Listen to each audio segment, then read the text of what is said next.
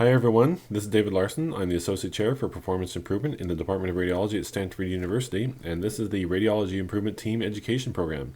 Today's topic is Closing an Improvement Project. Have you ever had house guests that just wouldn't leave? If so, you know that awkward feeling of hosting people who have overstayed their welcome. In fact, Benjamin Franklin famously said that fish and guests smell after 3 days. Like any project, a quality improvement project is temporary. In other words, by definition, a project has a beginning, a middle, and an end. If it were to go on forever, then it wouldn't be a project. It would be part of the operations. But a quality improvement project, like all good things, must come to an end, which should happen before it starts to get stale. Each phase of the project is important, including the ending. In our group, we like to say that it is important to stick your dismount. Closing a project gracefully helps to make it clear to all involved that the project is over and that the process has been handed back to the process owners. It makes a better experience for all involved. Closing a project does not need to take a lot of work, but it does require a little planning and coordination. The first question to ask is, when should we start thinking about closing the project? In general, there are 3 times when a project might be closed. When the goal has been met and we have reason to believe that the changes are going to stick, when the project isn't succeeding and we have reason to believe that it is not likely to succeed despite our best efforts, or when we come to the end of the scheduled project period. Obviously, the happiest outcome is when we decide to close the project because we've reached our performance goal ahead of schedule. We're delighted when this happens, but we just need to make certain that the process has permanently changed for the better and that we will not slip back into our prior level of performance. There are 2 ways to tell that our changes are likely to stick. First, if several of the interventions are at level 2 or level 3 reliability, this means that they're more likely to be embedded in the organization and to happen routinely without a lot of ongoing attention. And second, when process owners have adopted the new process and process checks are in place, it's likely to continue. Also, it's better to err on the side of waiting a little longer to close the project than closing it too soon. In general, while 7 consecutive points above or below the center line indicate a process shift, it does not mean it has necessarily shifted in a way that is sustained, so those 7 points should be regarded as just the beginning of a change. What happens in the future depends on how firmly the changes are embedded in the process. It could be that after we stop watching, things revert back to the way they were before, or we might even be able to further improve upon our improvements. Again, don't succumb to the temptation to end the project too soon. Having evidence of a shift means we should start planning to implement sustained mechanisms, not when we close the project. Once we decide that the project is ready for closure, then it's time to walk through the project closure checklist, present the results, and schedule a closing meeting, which we'll talk about in a moment. As much as we would prefer otherwise, some projects just don't work out for a variety of reasons. In these cases, after giving it our best shot, sometimes it is better to just close the project without achieving the objectives than to keep spinning our wheels. When we do have to close a project under these circumstances, we should try to close it as gracefully as possible. Some legitimate reasons why we might close a project could be we lose critical team members pulled for other work or perhaps who become available for personal reasons. We encounter unforeseen, unsurmountable obstacles. For example, we might find that the improvement will require a system change that the organization cannot afford right now, or we may find that the effort conflicts with those of a senior leader of the organization, or it may be that the organization's priorities have changed since we started the project and that other urgent matters have to take precedence. Whatever those reasons are, we should do a little soul searching before we close any project that has not been successful. We should ask ourselves a few questions like, what has changed since we originally commissioned the project? Specifically, what elements of our feasibility impact analysis have changed? Have we exhausted all of the barriers with all honesty? Have we exhausted all options to remove them? Have we really exhausted all options, or are we just bailing out at the first sign of trouble? Have we consulted with the relevant leadership?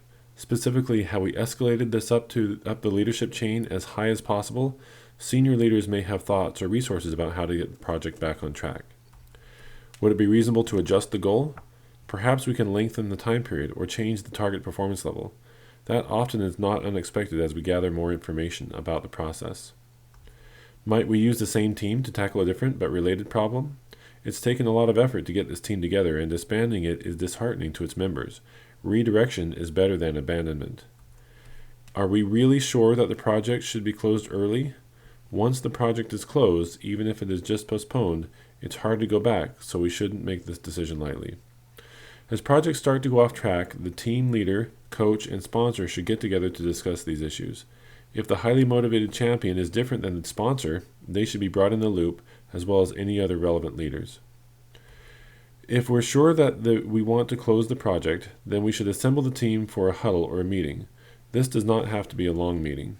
The team leader, the sponsor, the process owner, as many of the team members as possible, and any relevant leaders should be there. We should discuss honestly why the project was not successful, walking through the 6 questions, and decide whether or not to close the project. If we do decide to close the project, we should ask ourselves whether we are abandoning the effort entirely or just postponing it. What has our team learned that we can tell the process owners? How will existing team members be redirected? Keep in mind that this can be quite disappointing for the team members, so we should have a plan to help support them. The project leader should also write up a brief summary of the project for organizational leaders, including reflections on why the project was not successful and what has been learned that can be applied in the future. This doesn't have to be sophisticated, even just an email will suffice, but it's an important part of the project closure process that's easy to overlook. We also need to let people in the organization know that the project has been closed, especially the frontline staff. Huddles work best for this. It's important to share with the staff why the project was closed, what lessons were learned to make this less likely to happen in the future, what are the next steps, and what will be done instead of what was being done with the project. Presumably, improvement efforts will revert back to the clinical team as part of active daily management efforts. In other words, those improvement efforts will now be the responsibility of the frontline team. It's also important to note that people who have given their best efforts should not be made to feel embarrassed or ashamed.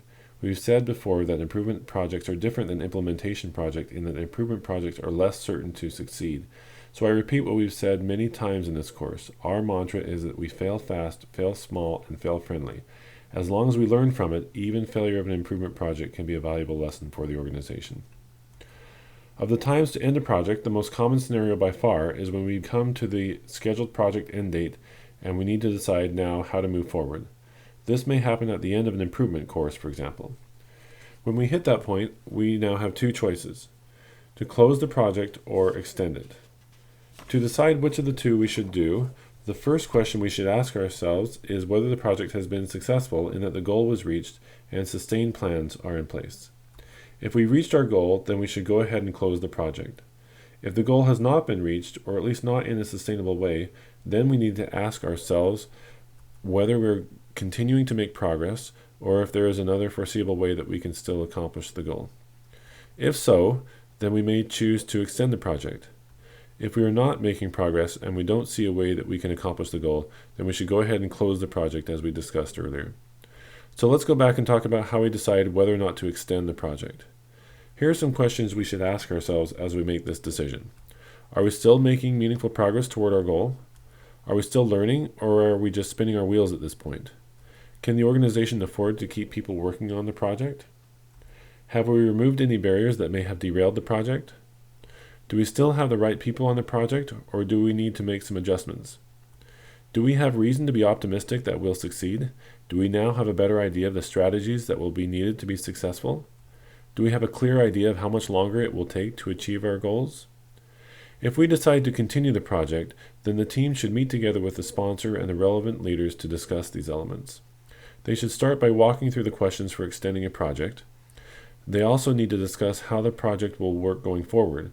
For example, if the team has been meeting on a regular basis as part of a class, then they will need to decide how they will continue to meet together now that the class is over. Or if the sponsors and coach have been reviewing progress together on a regular basis, they'll need to make sure that they continue with this process.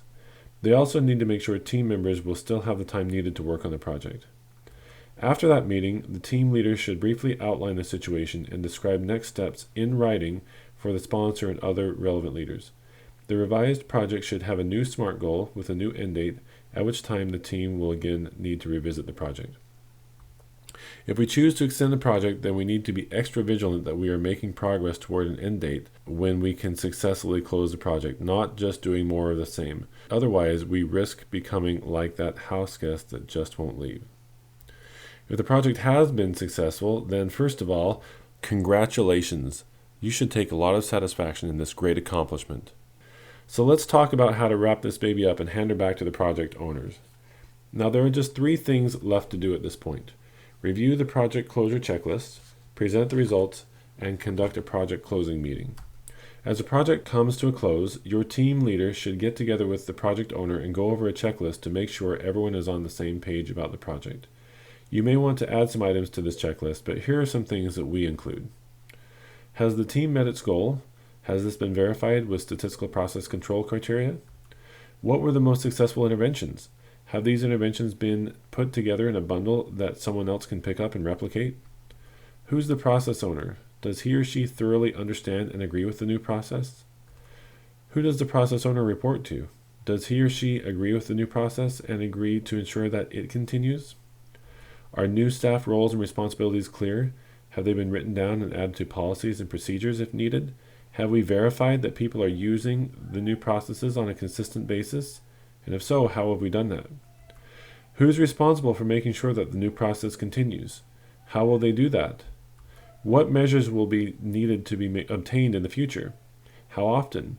Who will obtain and maintain these measures? Who will review the measures and how often will they review them? Has the new process been embedded in onboarding and training? How well have the changes been accepted by this staff? Have they become embedded in the culture? Has this become the new routine? If not, then we're going to need an ongoing change effort. Have you planned a time for the organization leaders to thank the team members and for the team members to celebrate? The importance of thanking people for their hard work cannot be overemphasized. Improvement teams should schedule a time to formally present their work to each other and to the project sponsors and other organizational leaders. The team should be able to effectively tell the story in about 10 minutes. This presentation is the team's time to shine, and it's a big deal, so make sure to rehearse the presentation beforehand. In giving the presentation, first, briefly state the problem you were trying to solve, show the run chart of the performance before the project, briefly describe what you did to improve the performance, referring to the most important interventions, show the run chart or control chart of performance afterwards, and share a few of the lessons you learned. The final step is to hold a project closing meeting. This should be a brief meeting to briefly review the project and make sure that there are no loose ends. Have you ever bought or sold a house? If you have, then you're familiar with the closing. This is a meeting where the buyer and seller, along with their attorneys and the title company representative, sit down and sign the final paperwork. At the end of this meeting, there are no loose ends. The house now belongs to the new owner, free and clear. This is what a project closing meeting should be like. It's the time for the improvement team to officially hand over the process back to the management team. There should be no surprises at this point. This meeting should be brief, so make sure that all the behind-the-scenes work has been done up front. At this meeting, you should have the team leader, the process owner, the sponsor, and coach, and as many of the team members as possible. The team meeting should start with a brief review of the A3. Everyone should have already seen multiple versions of this document beforehand, so there's no need to dwell on this too much. The group should mainly focus on the most important interventions and the sustain plans. The group should walk through the project closure checklist one by one and make sure it is answered to the owner's satisfaction. It doesn't need to be written out in detail as long as the process owner is comfortable with it. The group should also plan for performance to be reviewed on an ongoing basis, hopefully as part of a regular departmental review. The last few minutes should be spent answering any questions or any further brief discussion. Now it's important to note that at the end of the meeting, the project is closed. The baby has been handed back to the original process owners. This means that the improvement team is disbanded and has no more responsibilities relative to this project. It also means that any remaining to-dos on this project are now the responsibility of the process owner, not the improvement team leader. Oh, and there's one more thing for the team to do. Celebrate the team's success. Seriously, schedule a time to do this and include it in the budget. Make it fun and make it about the team. This is not trivial, this is important. So in summary, times to close a project include when the goal has been met, when the project is not working and not likely to work, or when we reach the scheduled project end date. Changes are likely to stick when many of the interventions are at level 2 or 3 reliability and when process owners have adopted the new process. When extending a project, walk through the questions for extending a project, discuss how the project will work going forward, and define a new SMART goal, including a new date. And when closing a project, review the project closure checklist, present the results to others in a formal setting, and conduct a project closing meeting. At this point, the improvement project is concluded. And then, don't forget to celebrate. After putting a great deal of effort into a project for the benefit of the organization and patients for years to come, it is important to stick your dismount. Doing this will allow your team to close the project on positive terms and give the best possible chance that the improvement will last for years to come. Thank you for watching. This is David Larson with the Radiology Improvement Team Education Program.